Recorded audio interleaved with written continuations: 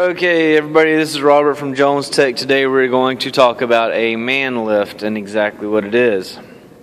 It is pretty much what you think it is. You put a person inside of it, you push a button, it goes up in the air.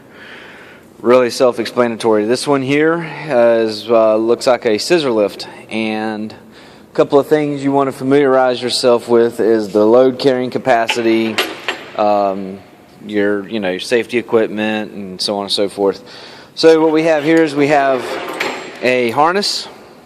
Okay, so you always want to have a harness with the safety attachment connected to the rails, or if sometimes they put like a hook on them, like you can use this here as a safety attachment. I like to go with the other ones because it's a little bit bigger, a little bit more meat to it. Here's all your warning labels about your tip overs, your rollovers, and obviously after working on these things, usually painting, so on and so forth, they kind of get messed up and hard to read. Anyways, you need to always pay attention to overhead wiring. Like the ceiling up here, you start going up there's a lot of overhead wiring. Do not sit here and look at these tires and go, oh, they're rubber, I'm going to be insulated. No, you will have a bad day. You will not be alive no more.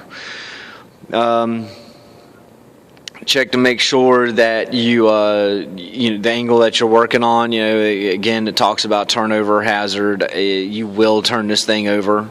Do not think that this thing is stable, because it's not. It will flip over, because as you raise it, your center of gravity changes, and of course you're going to have a bad day, if not die.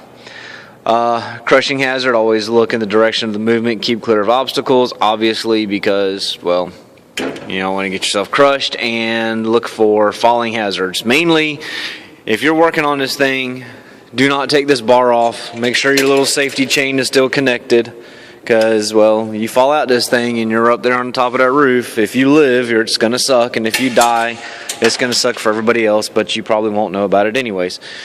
So the scissor lift, before you use it, you always do a pre-trip inspection. Check your tires, make sure everything's good. Look for any obvious signs of leak, electrical damage, sparks, blah blah blah blah blah.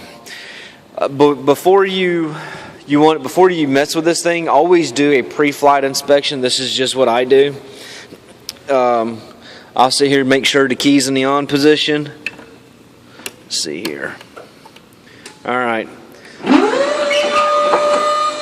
So here we go. I'm doing a pre-flight. I'm going to bring the unit all the way up, or high enough where I can get a good look at the cylinders and stuff. Okay. These are called dead man controls, so if something bad happens to you, they can get you out.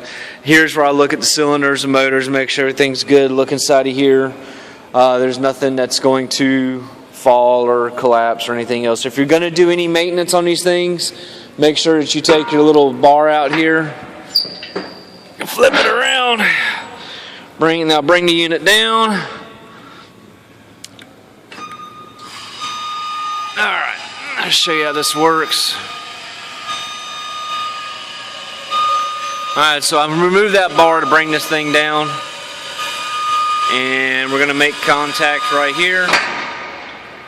Now, the unit's at a resting rate. I can turn the key off, and I can safely work on the hydraulics if I need to inside of there, whatever the case may be. So anyways, that's the basics of a man lift. Have fun. Don't kill yourself. Bye.